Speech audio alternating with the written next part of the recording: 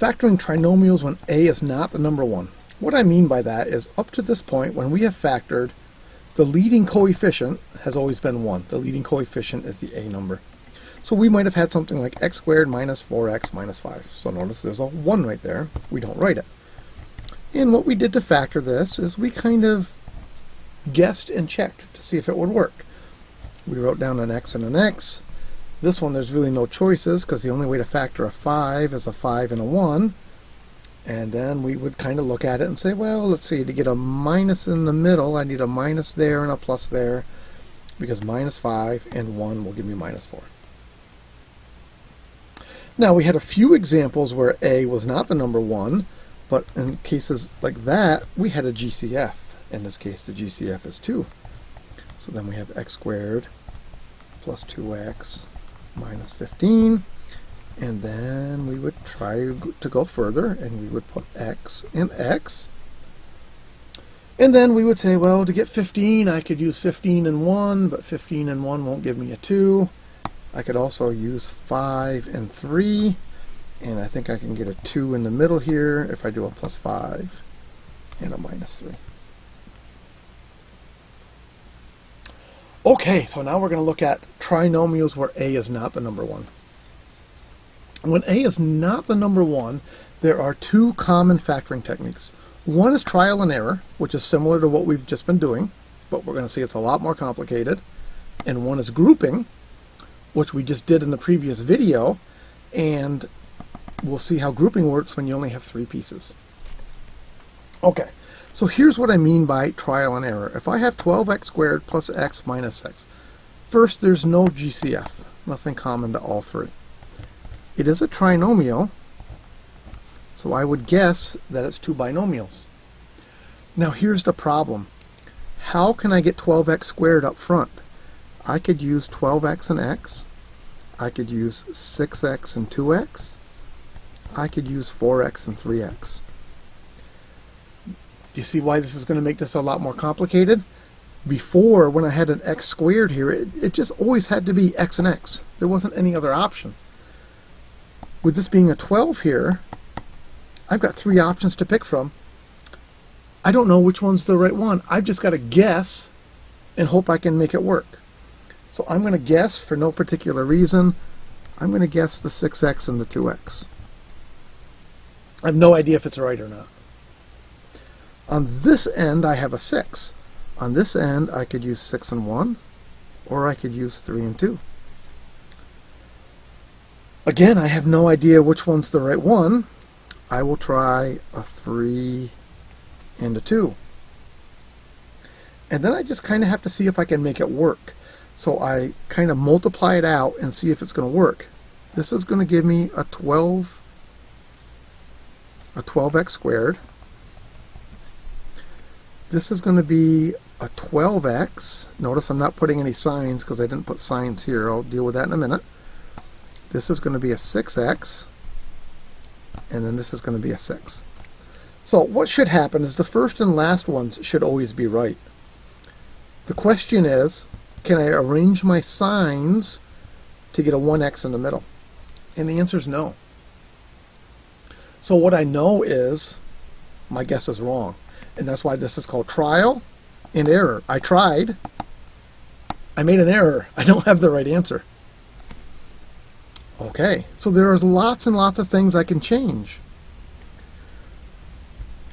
One of the most simple things I could change is I could still stick with the 6x and the 2x. And I could switch where the 2 and the 3 are, and it makes a difference. And you'll see in just a minute here how it makes a difference. So again, I start to multiply this out. That's 12x squared. And then here I would get an 18x. Here I would get a 4x, and here I would get a 6. So notice how switching these two numbers gave me different numbers in the middle. So at first, the 6x and the 2x might have been right. The 3 and the 2 might have been right, but I might have had the 3 and the 2 in the wrong positions. Well, it turns out I look at this now and I see that I don't, because I still can't take an 18x and a 4x and get an x. So here's what I know. I know I can't use 6x and 2x in the front and 3 and 2 in the end. So which ones do I change? Should I change to 12x and 1x, or should I change to 6 and 1?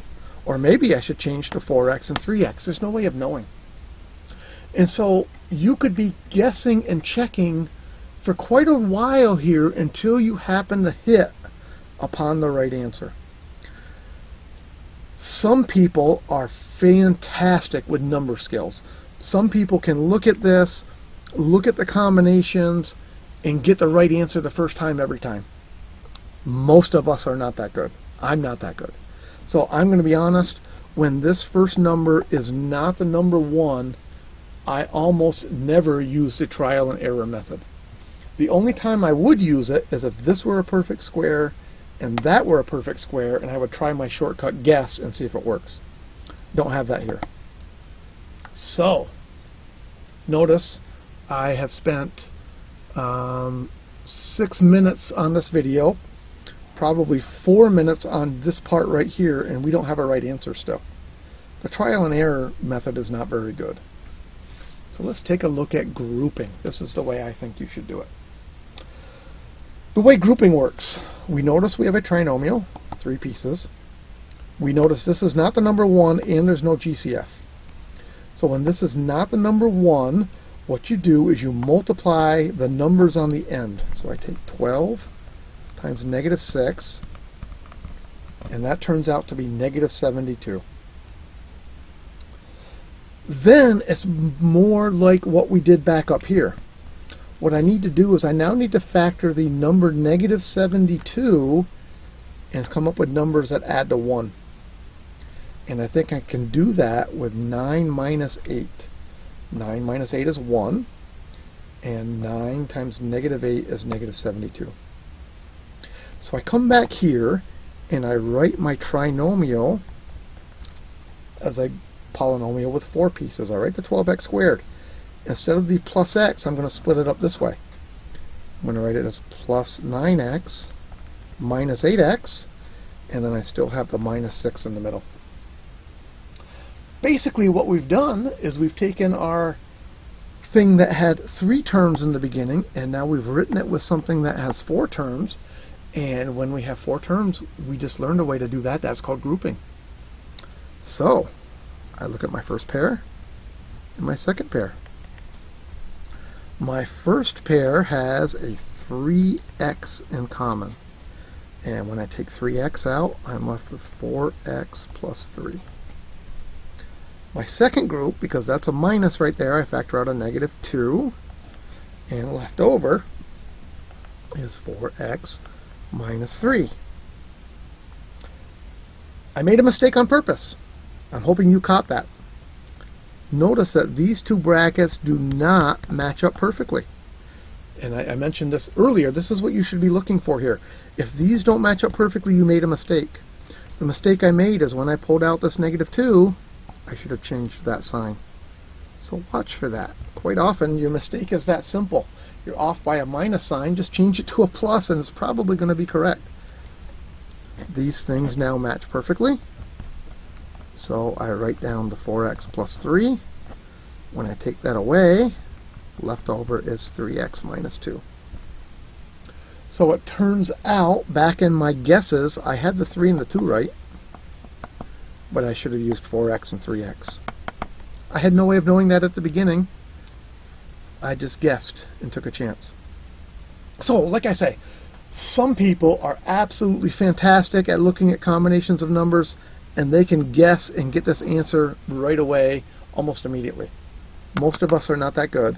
For most of us, I think this grouping method is going to work much, much better. So this is what I recommend. All right, let's take a look at number 2 here.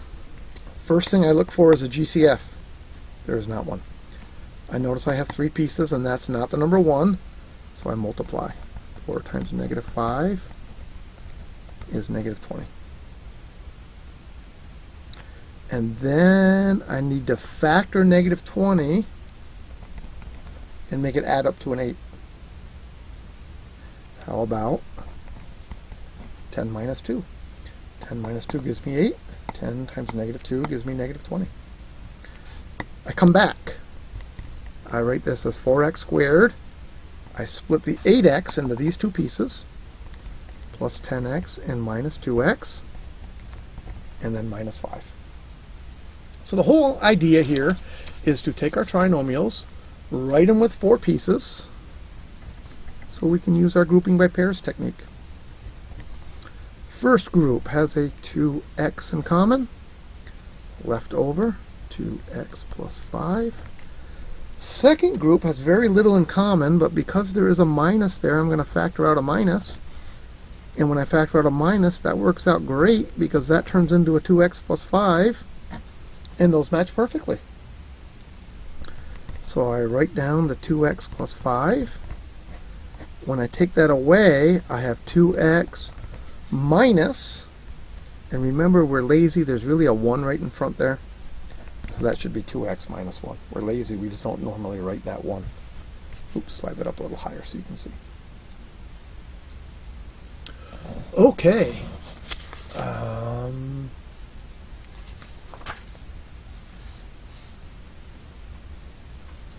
Number 3. No GCF. Multiply the ends. 3 times 4 is 12. I need to factor 12 to make it add up to be a negative 6. Well, it turns out I can't do that because I could use 12 and 1, I could use 6 and 2, I could use 4 and 3. None of those add up to a negative 6. So what that tells me, this is prime. So this factor by grouping technique is outstanding when things are prime. If you do it by the trial and error method, you would have to try every single combination until you found that none of them worked, and then you could say it's prime. Where with the grouping method, it works out almost immediately. All right, finally number 4 here for this section, and then we'll have one more section. This one, I do have a GCF. I take out a 2x. I'm left with 8x squared plus 10x minus 3. Now, what I like to do here, since I took out a GCF, I know when I get done, my answer is probably going to look like this. But I don't want to have to deal with writing this 2x and keeping it tagging along all the time. So what I tend to do is I write down, here's what my final answer is going to be, probably. Maybe this is prime and I'm already done, I don't know that, but we'll see. And then I like to come off to the side and deal with this thing. 8 times negative 3 is negative 24. I can use negative 2 plus 12 to get a 10 in the middle. So that tells me I am going to be able to factor. So this is going to be 8x squared minus 2x plus 12x minus 3. Group it. I can take a 2x out of the first group. 4x minus 1. Plus my second group, I can take a 3. 4x minus 1. Those match perfectly. I write them down. And left over is a 2x plus 3.